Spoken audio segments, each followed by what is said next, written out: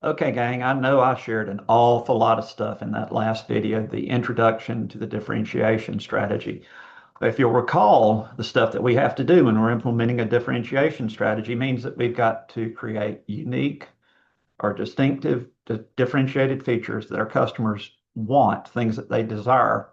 And we've got to create some new valuable features without significant cost increases. So to go back to our product design slide, the way that we actually make our product means that we're going to put a lot of money into research and development, but we're also going to make our product distinctive in a way that our customers desire. What I've tried to do is to do that in a cost-effective manner to move my product to 5.0 stars. That's a 25% increase in my PQ rating over what we had in year 4. And my cost increased substantially, but the big increase in cost is really because I put so much more money into research and development. Okay. For camera marketing, if you'll recall, I priced my product slightly above what might normally be expected. And I did that simply because when we're selling products at a differentiated product, we need to have a premium price. So if I took the number, I'm going to see if I can get my calculator on the screen here. I don't know if this is going to show up or not, but what I'm trying to do is I'm trying to determine how much the price should be. I took $225 and I divided it by 4 stars. That's what the market was accustomed to paying, was $56.25 per star. Since I'm now selling a 5-star product, I multiplied that 56.25 times 5 to be 281.25. Okay, that's my expected price for a 5-star product. I said I'm going to put that slightly above the expected price, and I put it at 290 in all 4 of my geographic markets. Notice how I'm doing a very consistent strategy. I'm trying to do the same thing in all of my markets. Okay, so back to compensation and facilities, which is where we left off. I think it's important to try to do the robotics upgrade because that helps to keep your cost down in the future. You're going to see it cost us a good bit to do this. If we take the 75% 10-year loan option, it's costing us $754,000 per year. But the reason it's costing us so much is that we aren't using all of our factory. This number right here shows that our assembly capacity without demand is 983,000 units. Our demand is 862,700 units. Okay, so given that we put in the 20 additional workstations to have 300 so we can have the efficient manufacturing facility, given that we did that, our production capacity is 3275 per team. So if we divide 862,000 by 3275, that tells me how many teams we're going to need, and we're obviously underutilizing our factory. In other words, we've got some excess capacity within our factory. That's okay. We can have that. But what we really need to do is to go back and increase our marketing. We need to change our marketing mix a little bit on our product so that we can try to increase demand. Because as you see, market share in North America is actually down a little bit. It's flat in Europe, Africa. It's down a little bit in Asia, and it's down quite a bit in Latin America.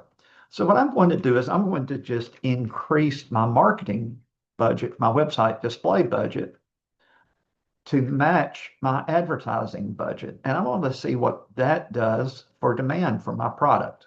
Okay. So now I'm at 9.9% in North America. My demand is down, or my market share is down just a tiny little bit, but my total units are up. In Europe, Africa, my market share is up a little bit. In Asia Pacific, it's still down, and increasing my advertising budget over here in Latin America didn't do anything.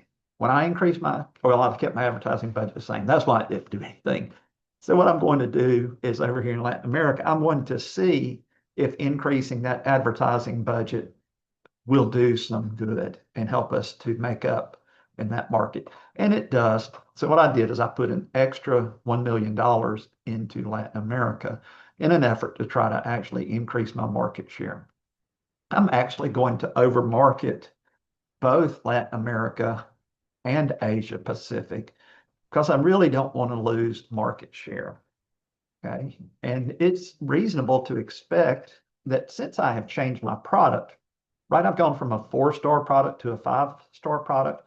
I've increased my price from 225 to 290. Isn't it reasonable to think, hey, I'm going to have to tell my customers about that? So what I'm doing is I'm increasing my advertising budget such that I'm telling my customers, I'm getting my message out. I'm also going to increase this retailer support budget. Remember, last year it was about $6. I want it to be about $8 this year. Okay. So what I'm going to do is just increase those all until they're a little over $8. If I go back to compensation and facilities, now my projected camera demand is 941,900. My capacity is 983,000. So I'm using, you might say, about 95% of my factory, right? I've got about 50,000 units of excess capacity, 42,000 units of excess capacity. I still want to go ahead and do these things. I still want to do my corporate citizenship initiatives. I still want to make my workers satisfied. Happy workers are productive workers. And I want to have that reputation as being the place of choice to work. Okay. So I'm going to do all of those things. With product design, in getting my demand up, I actually got my cost per unit down. It was about 190, and now I've gotten it down to 184. That's simply because I'm making more product. Okay. So when I make more product, my cost per unit goes down. I brought my labor costs down by doing the robotics implementation. I got my warranty repairs down by increasing the amount that I was putting into my workers' incentive. My maintenance of plant and equipment and my depreciation of plant and equipment, those are per unit. We've got an amount budgeted or amount that we actually spend. And the more units we produce, the lower those costs are per unit. So that's why the costs have gone down. Okay. So again, camera marketing, that's what I've done. I want to take a look at that if you're planning the differentiation strategy. For compensation and facilities, that's what I've done. Okay, I haven't yet done anything over on the finance and cash flow screen. I think I'm going to come back to that on and do a summary video. I think since I've got some time and I recorded the video that was quite a bit longer than I'd expected for part one, I think what I'm going to do here is I'm going to go ahead and tell you how to do your drone. How do we differentiate the drone? So what I'm going to do is I'm going to increase the inputs into my drone, and I'm going to increase my research and development expenditures. I'm not going to go all the way to $50 million because remember, if I go all the way, I can't go back. Okay, so I'm going to increase my extra performance features. I'm going to do what I have to do to get my product to be a 5-star product. Okay. Let's see. Makes 4.9. I just want a 5-star product, man. You see how you have to tweak these things in order to get where you want to be. Okay. So, okay, I'm satisfied with a 5.1 star product. It just is what it is. Over on drone marketing, I've increased my price, or excuse me, I've increased my PQ rating from 4 stars to 5.1. My average selling price last year was $1,075. If I divide that by 4, my average value per star or average cost per star was $268.75. If I multiply that times 5.1 stars, that tells me my drone should sell for $1,370 average retail price. That's just giving the expected value. Okay. The expected value. What happens to my market share? It's down in all 4 geographic areas and is really significantly down in Asia and Latin America. And that means my factory is going to be sitting idle quite a bit. Okay. Oops, what I want to do is go ahead and let's see how much my capacity can be. I'm going to do the same thing in this factory. that I did in the other factory. But remember, your assembly quality incentive needs to be twice as much in your drone as it is in your camera facility. You want to put the same amount of money into best practices and productivity improvement. Okay. Now, 143.8 divided by 176, right? That's what am I doing? I'm calculating this is my capacity. This is my actual demand. If I look at this number divided by this number, it tells me that I'm only using about 82% of my factory. So I need to go back in and fix that in my drone marketing. So I'm going to offer a better discount to my online retailers in hopes that it helps them, incentivizes them to sell more of my product. I'm also going to put more money into website displays. I'm actually I'm going to go up to 3.6 million there. You guys hopefully can see what I'm trying to do here. Okay. And then search engine advertising, I'm going to put half that much into search engine marketing. And then retailer recruitment and support budget. Last year we spent $80. I'm going to make that about $100. Now, before I do that, let me come down here to my warranty. And I'm going to put that at 120 days as well. So hopefully you see how consistent that is with what I did on my action capture camera. I'm going to get my retailer recruitment and support budget to just over $100 per unit. I'm going to go to my factory and hopefully I'm using all of my factory. And indeed, I am using all of my factory because now I need 3 workstations to avoid overtime. I don't want to do that, right? I don't want to expand my factory. One of the things you need to consider is if you're doing the differentiation strategy, it requires a different set of capital resources than doing a cost leadership strategy. You want to make your factory as efficient as possible. That means you put all the workstations in it, but you don't want to expand your factory. If you can keep your factory small, then you can be an agile manufacturing facility. Okay. So back to drone marketing, I do have a pretty significant problem here in that my operating profit margins on all 4 of my products, or excuse me, all 4 of my geographic areas are actually negative. My operating profit margin in Europe, Africa is negative 0.8%, negative 4.7% in Asia Pacific, negative 6.3% in Latin America. And the reason that those numbers are negative is that it's costing me more to sell that product through third-party retailers, okay, than I'm getting for it. I'm actually losing money on every product that I sell. So I want to go back and look at my product design and see, okay, is there something else I can do that's maybe more cost effective to get me to that 5.1 star? If you look at your camera and drone journal, it will tell you exactly how much it cost last year to produce your drone. It was $806. This year, it's costing me $1,076.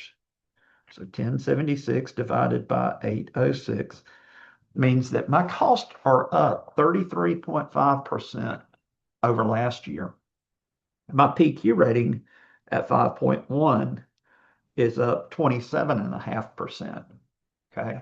So my product, I'm not getting a really good value in the way that I'm making my product. So I have to ask myself the question, is there something that I can do that gets my product to a 5.1 star, but costs me a little less than what I was doing before? I'm trying to get my margins up. Okay, I'm going to leave that there at 4.8 stars. Let's see if I do some features. What happens? I'm back at 5.1, but my costs are 1107. So my cost actually went up. So that's going to make my operating profit margins even worse, right? So you see my operating profit margins are low. So as you do the differentiation strategy, remember the key is you have to make that product better, but you can't do so at such cost that it makes your product unprofitable, right? So 5.1 stars, is it the money that I'm putting into research and development that's costing me so much money? If I do that, I can make my product profitable, right? So let's go ahead and increase our spend on that from where we were last year. But what I'm going to try to do is I'm going to try to increase my spend to the point where I get some effect on my performance quality rating, but I minimize my cost. So my costs are 1062.81. Looking at drone marketing, okay, I turned my profit margin to 0.2% in Europe, Africa, but they're still negative in Asia and Latin America. It's costing me too much to sell my product. So I'm going to try something really drastic. I'm going to increase my price. If you'll recall, 1370 was not a premium price. It was just the expected price. So if I put it at $1,400 per drone, that gives me the premium that I was looking for. It lowers my demand a little bit, which means that I can lower my retailer recruitment budget a little bit, because remember, I just wanted to keep it right at about $100 per unit. Yeah. So here's what I'll do. This only applies to third-party sales. So I'm going to look at my third-party sales, and I'm going to make that exactly $100 per unit. Okay.